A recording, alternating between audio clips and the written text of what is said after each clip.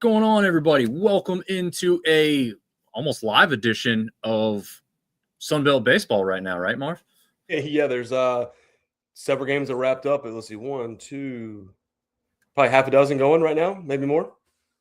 Yeah, we did not plan to go Tuesday for those tuning in. I know Seth was also gonna jump on had we gone Monday. However, we knew there was some important business to attend to as the Sunbelt was trying to figure out who their representative for March Madness, the NCAA tournament, was going to be. We now know that is Troy. So congratulations to the men's team over there. Congratulations to the women's team on James Madison's side. Troy almost went back to back. Well, they did go back to back in men's championships, but the women's team also almost in a day. James Madison prevented them from doing that, but they almost had both representatives in the tournament, which would have been kind of cool for them. Cool. Yeah, I got to shout out this cool thing that I got over the weekend, Marv. Oh, nice. Yeah, for the thing you weren't at, just a little party there. Oh, Jesus. Sorry, baseball. No, I know. I had no surprises, and there was a lot of people that couldn't make it, but yeah, the old guy turned 40 here, so I got a cup from my parents. It says, "Weird being the same age as old people, vintage 1986." So good year if you've got any drinks in your house from 1986. Welcome to the club, buddy. You're a couple years behind me, but welcome. You don't look a day over 22, Marv. I appreciate that. There we go. We'll keep pumping each other's tires here. But yeah, I know we're probably going to have a downer of live viewership, which is totally fine because that means people are paying attention to their teams playing right now, or hopefully in large parts they are at some of these games. But we are going to try our best to get everybody caught up through the weekend's action, maybe even go back to last week and look at a couple games and then talk about what we've got coming up. Because as we know, or if you don't know, conference play starts Friday. And, man, there are some big – I mean, if you look at the standings right now, and obviously there's been no conference games, but there's some pretty big first weekend matchups here. We're going to start to separate the top from the bottom very quickly. Yes, we are. It's going to be fun to see how some of the teams line up, right? We've seen some teams play a little bit weaker of a schedule. We've seen some teams play some really strong ones. So once we've got them all going against each other, very excited to see some of that. We will probably wrap this show up a little faster because of the live games and us going live a little bit later than usual. But tonight we've got just your average weekend.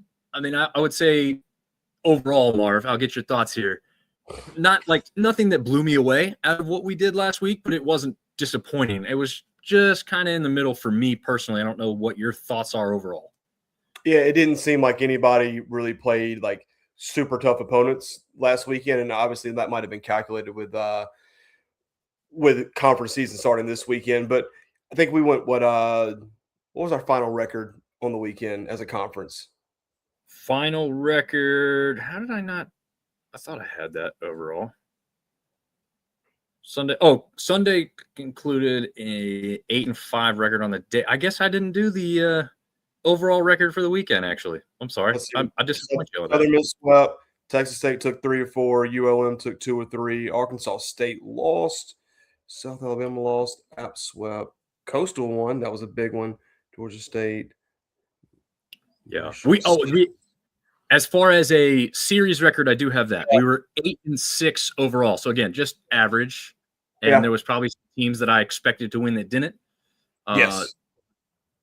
Yeah, I mean, not just, again, it was really just average. I don't think it really helped a lot of our teams that we're talking about getting more respect and a better standing type of thing. But I don't think it hurt too many teams. I mean, it's hard to say, too, because Arkansas State lost. I think all 4 of their losses so far this season have been by 1 run or something like that.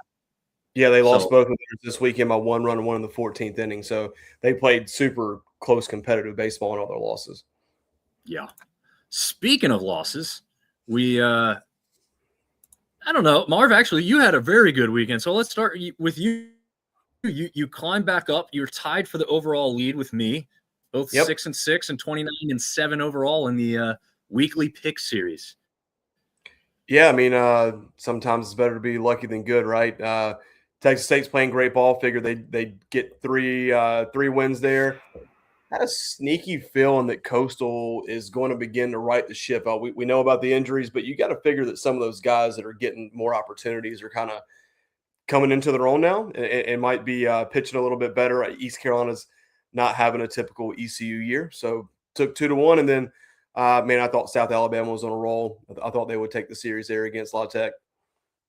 Yeah, I agree with you. I mean, look, and for those that can't see it, we all took South Alabama to win the La Tech series 2-1. So we did think La Tech would get one. We thought it would be a little bit competitive. It's one of the reasons we pick the series we do, right, Marv? I mean, you helped me pick most of these actually from last week because you said these are the ones that are exciting. They're kind of toss-ups to some regard, and try and spread out some of the teams we're picking as well, right? Yeah, no, I mean those were, I guess you could have put Louisiana, Dallas Baptist in there for the other competitive series, but those are marquee matchups. I mean, Texas State's got a team coming from the West Coast. ECU, once again, has been a power, a regional contender for the better part of a decade, and then La Tech, we just kind of had to choose them because they're going to be part of the show next year.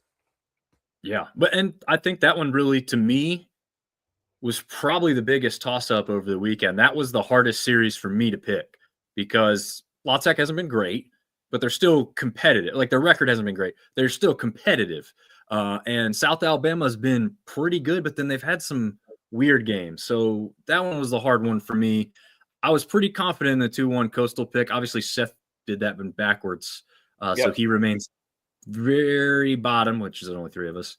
But that 3-9 series record there doesn't look very good. However, I mean, he's still picking games very well. Like I said, so the overall record, for those wondering, so obviously with Seth and Marv getting the Washington State, Texas State exactly correct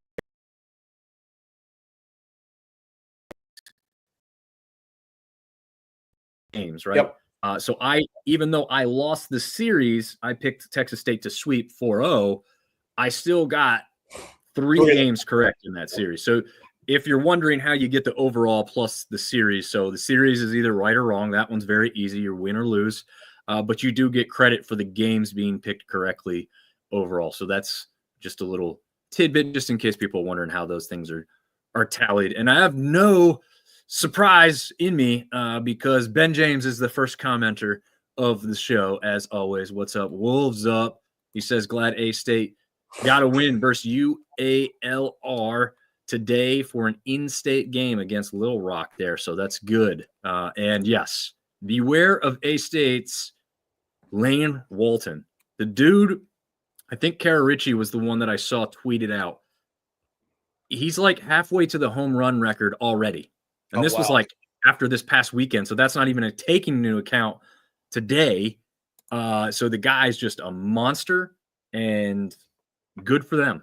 I mean, he's part of the reason they've been so good offensively so far this year. So absolutely keep an eye out for him. And as part of that, A-State climbs up to number 4 this week in our power rankings.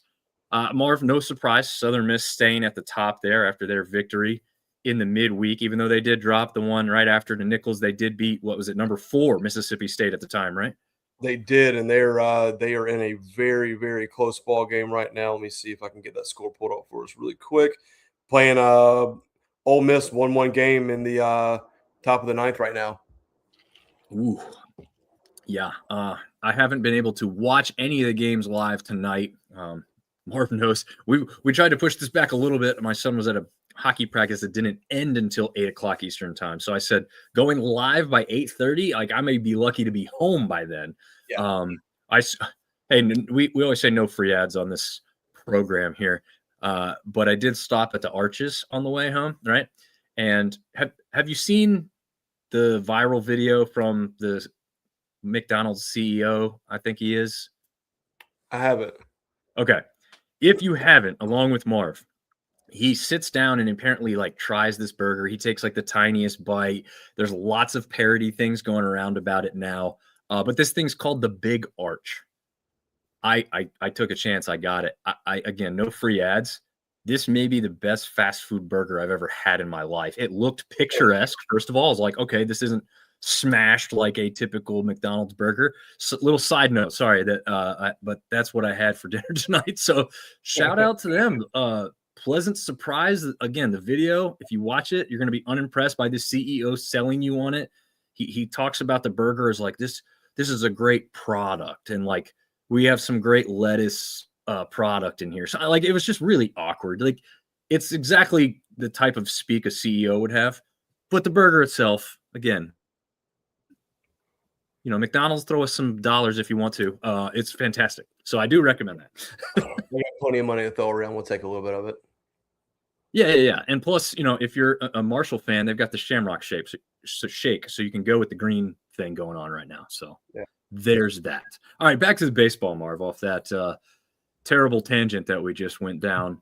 We've got Coastal at number 5. I'm not sure exactly where you had them ranked, but there was a lot of people with an outcry about Coastal dropping to number 5 in this week's rankings. What do you have to say about that, or where you had them specifically?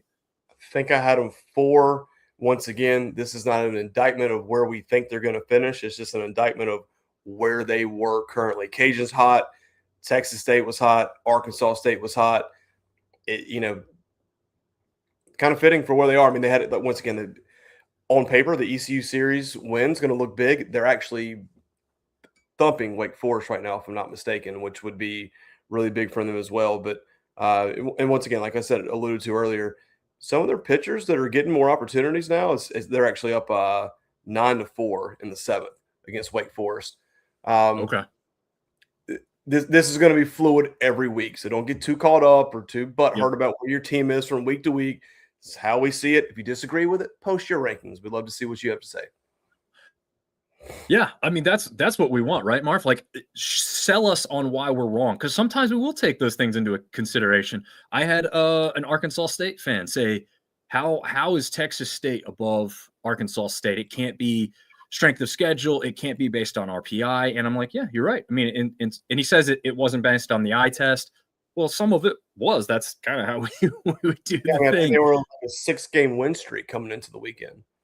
Yeah. And so it was one of those things that we just valued Texas State a little bit more. And the great part about what we do is we don't have to give you the reasons up front. We put it together in the background. Also, I think the top, 3 through 5. So Texas State, Arkansas State, and Coastal Carolina was almost a coin toss. I mean, it came down to percentage points because every single person had them in a different spot slightly. I think there might have been one of those teams that somebody had ranked in the same spot in 2 polls, but most of them were jumbled up a little bit. So it became like percentage points, quite different, quite honestly. So it's interesting to see how it came about. I didn't expect Coastal to go to 5. Obviously, it's a little surprising. It's kind of cool that at 6 and then at 7, you've got South Alabama and Troy, the 2 teams that hate each other the most. That's a nice little dynamic there as they continue to battle within those left side of the standings. We have that top 7, if you will, on the left and the rest on the right. I think Troy finds itself on the right-hand side of that column in this week's power rankings. Probably so. Yes, probably so. And they're playing a little bit of a tough schedule as they started out with, but you've got to start winning some of those games, and they haven't quite done enough of that, unfortunately. The problem is they're 6-9 on the season right now. Yeah, it's not a great overall record either. You're right. Ben James chiming in saying battle in the Borough this weekend versus Southern Miss as Jonesboro hosts Southern Miss, and they expect, I think, a sellout crowd for each and every game of that series, which would be great for 2 things. Obviously, just the atmosphere in general and proving to everyone else that Arkansas State baseball is kind of back, right? I mean, that's what they've been selling us on as fans on Twitter. I've never seen so much excitement and talk about the Red Wolves baseball program as I have so far this season. So this is awesome stuff. This is a product, I think, a little bit of other teams in this conference being so good that everybody wants to be at that level too. And so hopefully some of that is just others pushing them to improve. A big shout out to Silva as the head coach, obviously making most of that happen, and also trying to, for what it sounds like, also changing the culture in the area about the baseball team and the program. So I mean, listen, you're having one of the better seasons that you've had to date, and you've got a top 10 team coming to your house. for your first conference series, you better pack it out. Yep, absolutely. Don't disappoint. And also, like, you guys probably want that. They want all that energy and atmosphere. 100%. Everybody, home or away, seems to play better when the crowd is on them or cares, right? So that is what we want to see out of the Jonesboro faithful, the Red Wolf faithful. Hopefully, Ben James will be in attendance. He is also saying A-State has the best RPI in the state of Arkansas, even better than those Razorbacks. And you know that they can't stand that fact, right? I mean, they're 1-1 against each other straight up on the season, and A-State lost that second game by only 1 run. So, great and we stuff. know how important RPI is as you start pushing towards the end of the season. Yep, absolutely, we do. Just to mention, we pretty much went over that whole left side. App State at number 8, Georgia State number 9, Marshall 10, ULM 11, ODU 12, and no surprise here, I think, with the bottom two, JMU and Georgia Southern. I believe for the second straight week, both hold down 13 and 14. Excuse me. There was one Georgia Southern fan, I believe it was on Reddit, who said, "Hey, why do you have Georgia Southern ranked so high in your power poll?" Hey, listen. Both JMU and Southern won their series this weekend. That's true. They did. And just to recap, again, going back a little bit further than we typically do, but there were some really big games early in the week last week. Georgia Tech got a little bit of revenge on Georgia State, beating them 4-1. Although, I don't know. That's a pretty decent result. Yeah. So South Alabama, the team we talked about being good, jumping over to that left side with Troy, they hammered UAB 11-1. But the other two big ones here that I mentioned is Coastal Carolina being in a dogfight with number 13 NC State in Raleigh. They ultimately lose that game 6-4, but that was a 4-4 game, I believe, in the bottom of the 8th before it really changed hands there. So again, Coastal's not got the record that some people expected, or certainly that they wanted at this point in the season. But Marv, I mean, kind of competitive throughout and impressive in some regards of the game, right? No, I mean, they're battling, right? Like, once again, we know what's going on with their pitching staff, but it's not like they're out here getting – they had one bad game. I think it was Illinois early in the season. But yeah. Other than that, they're battling, man. And if they could get healthy, or some of these other guys can kind of rise their level of play, I think Coastal's still a really, really good baseball team. Absolutely. I agree. I mean, I know Mr. TJ O'Sullivan, our resident Coastal Carolina fan and contributor and website editor, has been giving me a hard time in the background saying, "How do you have Coastal at 5? How come?" And I'm like, "Hey, man, they'll have every chance." But that's where we got them right now. Ben is saying, to note, Arkansas State took down La Tech 10-2 in that early week matchup last week. And when A-State scores, they score in bunches. It's true. I mean, if you look up, they are putting some of the most runs on the board in the entire country. So, and again, we mentioned that other one. It helps when you have a guy that's on a murderous home run streak right now. Yeah. Lane Walton is the name. Again, don't forget that one. And when you play him, you will know it. As we said, that Tuesday game, I think it was, Southern Miss took down number 4 Mississippi State. They rebound the very next night at home yet again. That first one was at home as well. And they lose to Nichols, which hilariously, the Southern Miss fan base was telling everybody before the game started, Nichols has our number. They always beat us. It doesn't make sense, but we expect to lose. Some people were saying and stuff, and then they did. Now, I don't think it hurts tremendously. Nichols still is a pretty solid program, usually in and out. But yeah, they do ultimately lose 3-2 at home. They had a shot, I think, to be easily in the top 5 had they won that game going into the weekend, right? Yeah. And listen, coming out of a weekend series, then probably poured a lot more into the Tuesday night game than what you would expect, just because of what it meant. If they played a series, I don't think Nichols could beat them in a series. But coming off of, like I said, a weekend series and a Tuesday game, like to win it, but one game's not going to kill you. But hey, how about the Cajuns taking down number 2 LSU? Yep. Yeah, that was a huge one, and that one in Lafayette. For those that don't know, that's a big deal, right? Usually they travel over to the box in Baton Rouge, which I think it's like an hour and a half, maybe about 2 hours at worst, from one spot to the next. So this was one that had a lot of people from both sides in the game. So that was awesome, not only for the atmosphere aspect of it, because we already know you could have a weekday game against Southeast Louisiana, excuse me, and Cajuns are probably going to pack it out. But to pack it out and then have just the next level atmosphere that they got to host in that one, I was actually just a tiny surprise the Raging Cajuns didn't sneak into the top 25. I think they've got to be just right outside that mark, I think Marv. so I too. mean, Yeah, I don't know if a sweep of Dallas Baptist would have got them in, but they've got South Alabama this weekend. They sweep that series. I think they've got a really good case to be in there. yeah, absolutely. And I mean, we have to mention this SEC baseball this year is kind of average. I mean, they're not really, but compared to where everyone thinks they always should be and where people thought they might be, I'm not blown away by the SEC this year, right? Like I think this is one of the more even years we've ever seen. We've seen some big upsets. Was it Western Carolina went to Georgia, beat those Yeah, guys? We saw what was it? Was it Stenson that just beat LSU twice? it was. Yeah, LSU's up to 5 losses on the season, and hey, listen, a bunch of Sun Belt teams have taken down SEC teams so far this year.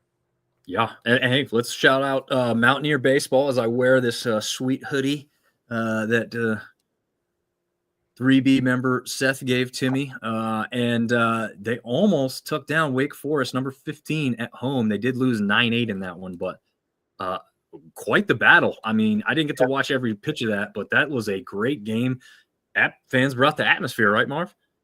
I mean, I think it was like the first beautiful day in True. March for in Boone, and you got a big name like that. We had kind of talked about going into that game.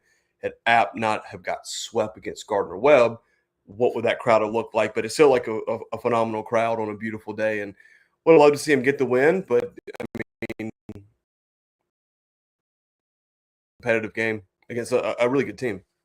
Yeah, absolutely. And again, we talked about the SEC not being blowing us away necessarily. Vanderbilt beat Troy 4-1, but not necessarily a blowout. Again, Georgia Southern struggles as Citadel beat them 7-1. Arkansas State took it to La Tech a second night in a row, and ODU puts up a bunch of runs against in-state opponent VCU and wins 12-10 there. That just wraps up Wednesday. And then we got into the craziness that was Friday, and I don't know. We won't go over all these, obviously. Is the Cajuns versus Dallas Baptist kind of stick out the most to you on Friday with the 6-5 final there? Um, I wouldn't say it sticks out. I thought that was going to be a tough series to begin with.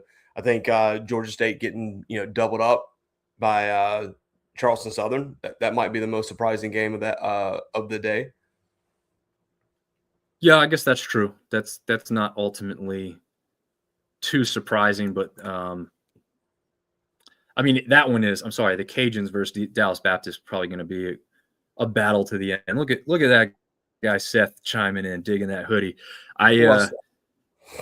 He can give us a live update from the app game. I'm guessing he's home now. It wasn't pretty the last time I looked at it. Oh no! Let's see if we can get a score. They played Western Carolina tonight, folks. Western sneaky good, right? And yeah, beat Georgia. Last time I saw it, it was 9-3, and it was pretty late in the game. Final score 13-3. Ah, dang. As you mentioned, though, Western a pretty good baseball team this year. Texas State went doubleheader on Friday with Washington State. That's kind of a weird series. So I'm pretty sure it was Thursday, Friday, Saturday, Sunday for their 4 games. They ended up obviously playing Thursday. We didn't discuss that one because it was the lone game on Thursday. Typically, not a lot of stuff going on then.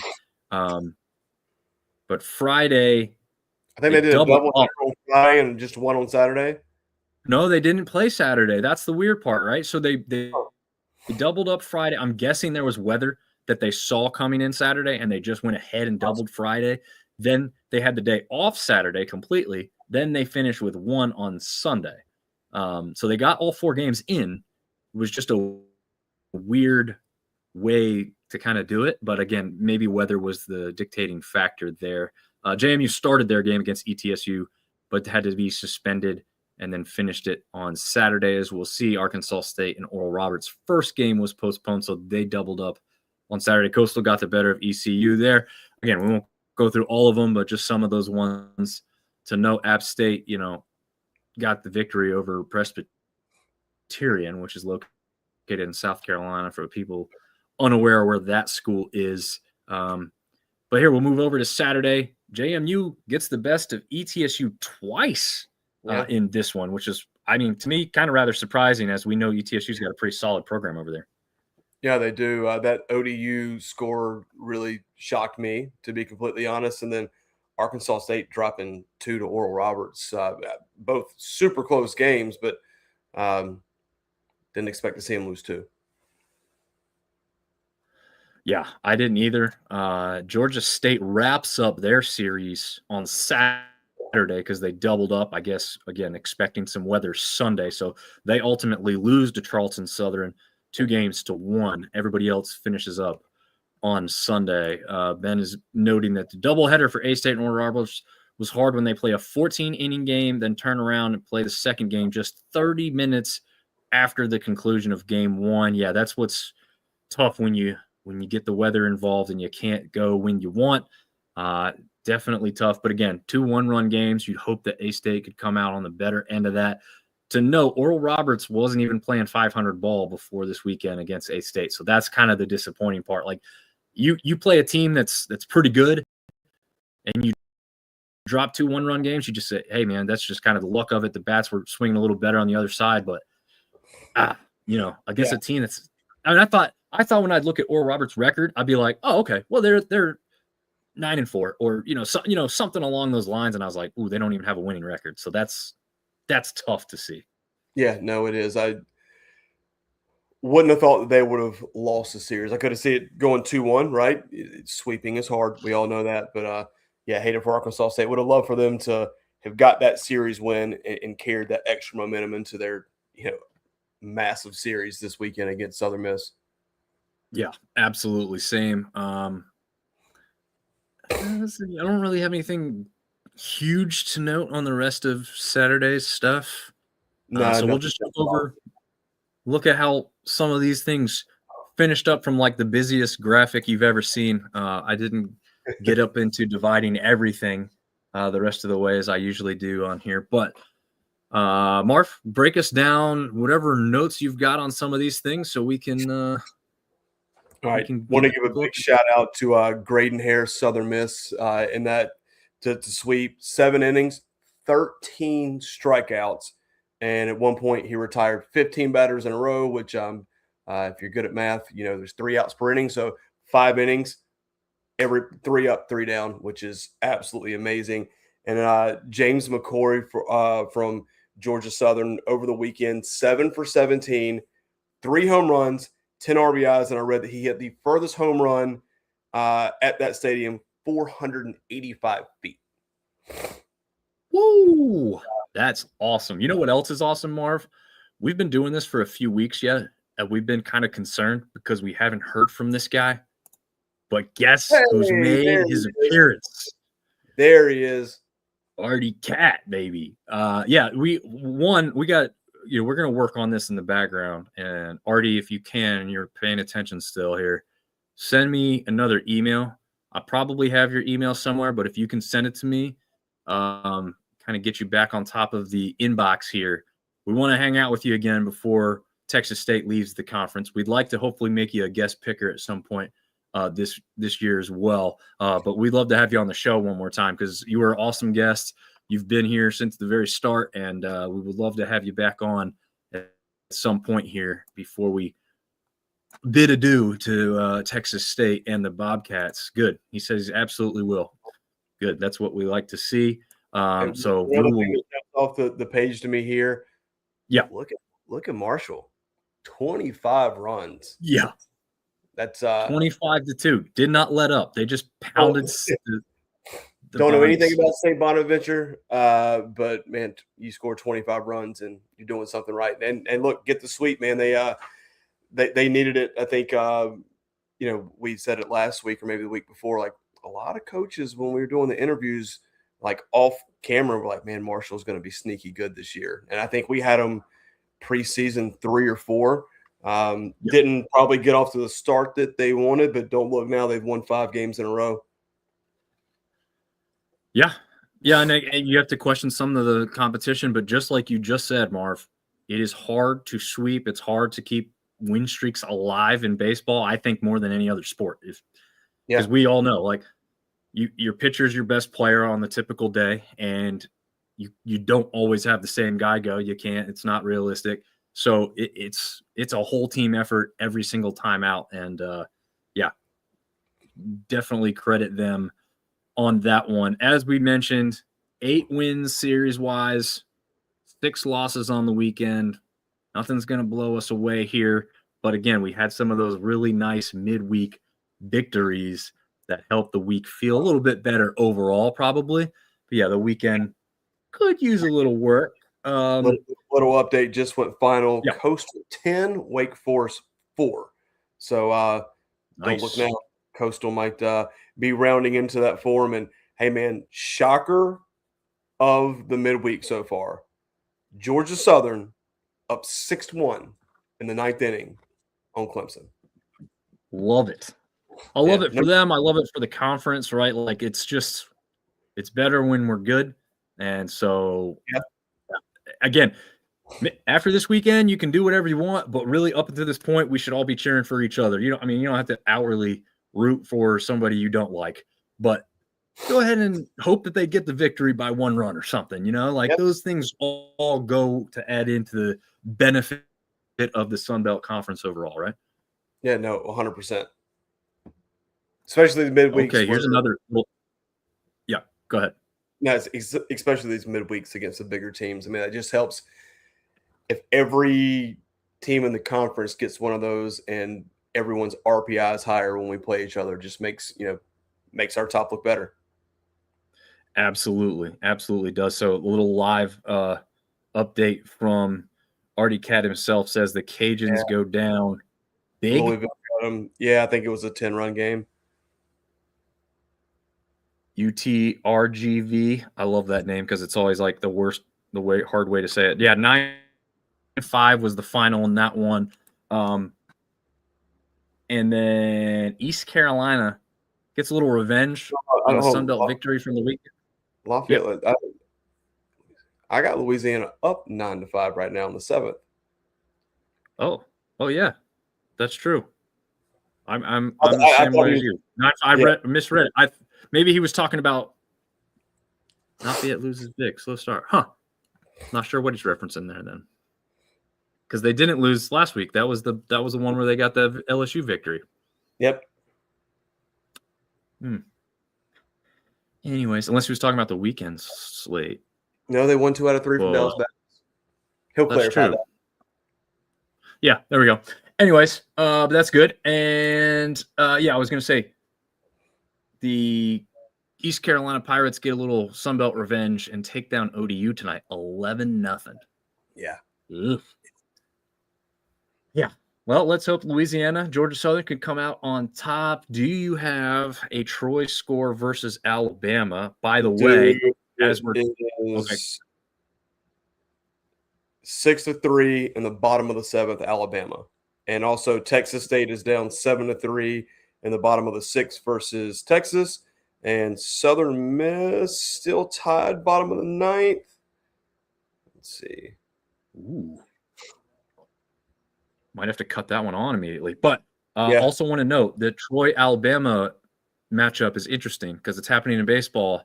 There is an outside possibility that this also happens in March Madness in basketball.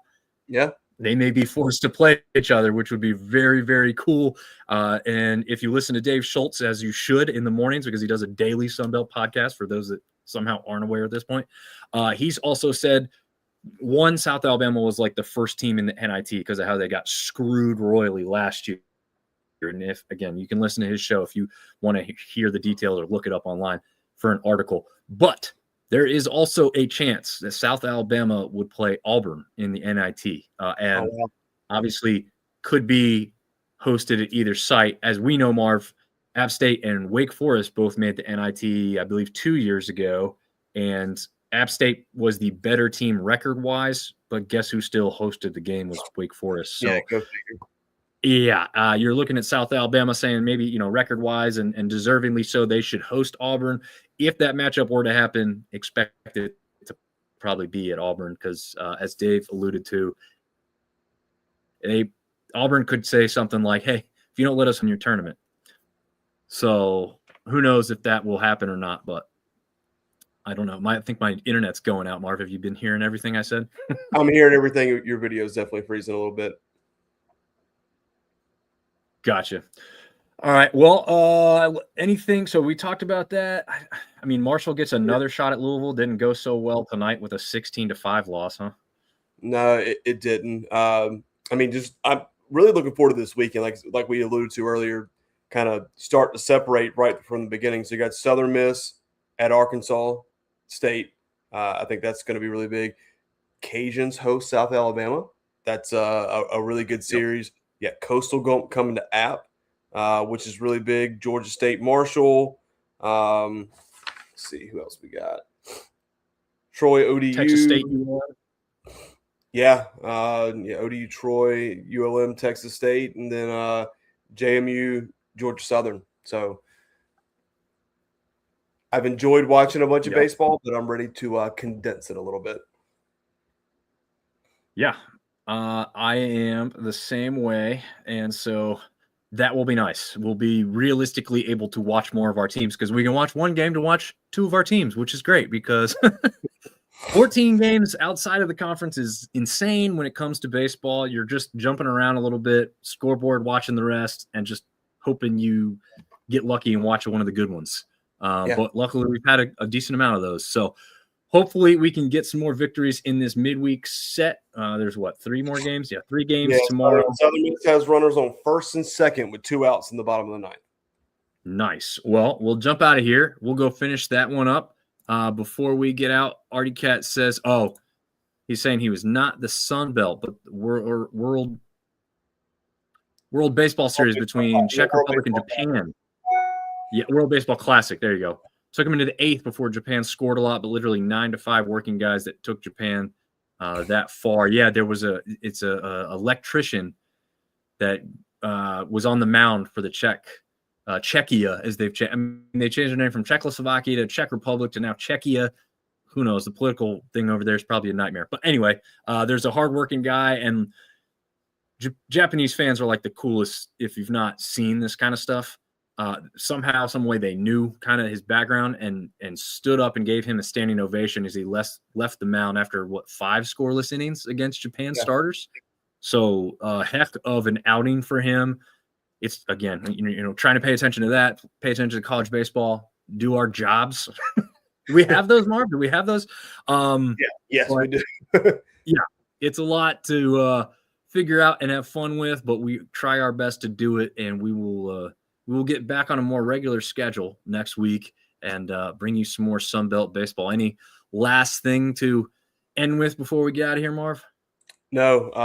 If you haven't been watching the World Baseball Classic, though, it's been awesome. Ton of fun. I don't know if you saw the 17-year-old kid from Brazil that pitched against the United States the other day and got like Aaron Judge and Bryce Harper out. Kind of cool to see guys that you've never heard of before on the world's biggest stage, per se, not the World Series, but for baseball and, kind of the Czechoslovakia thing, like how they construct their roster. Really good baseball and fun to watch, obviously every 3 years, but not going to be redundant, man, but super excited for conference baseball to get started and kind of see how we shuffle the deck. Yeah, absolutely. And we'll end on Artie's note here. We beat Mexico in baseball for the first time in 20 years. So that is a good, fun note to end on. Check out the World Baseball Classic.